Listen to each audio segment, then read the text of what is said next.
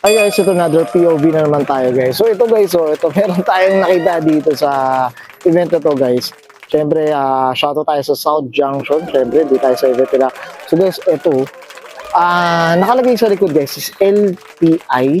So ayan guys, ayan makita no, LTI guys.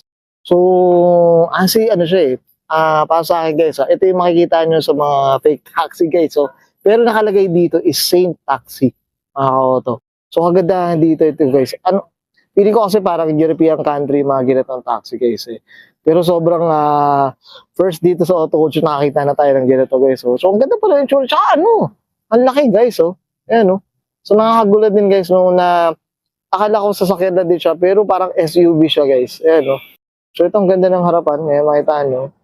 Elegante guys Ayan Saka merong badge ng British na guys, na flag guys. Ayan. Tapos ayan yung mags. So parang naka-hubcap siya.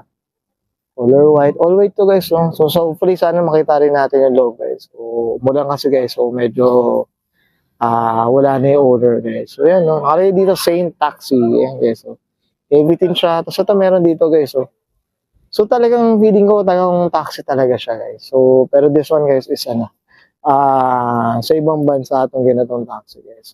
Tayo dito. Ganda. Malaki talaga siya guys Para siyang crossover or SUV na pero all goods talaga guys. Ang ganda, tsaka ganda ng pintura, fully restored siya guys. So kagandahan dito. Ayan Saint Taxi guys. Up tayo dito. So nakakagulat to guys So sa mga curious dito sa Saint Taxi guys, panoorin nyo tong video na to. Ayan. Thank you.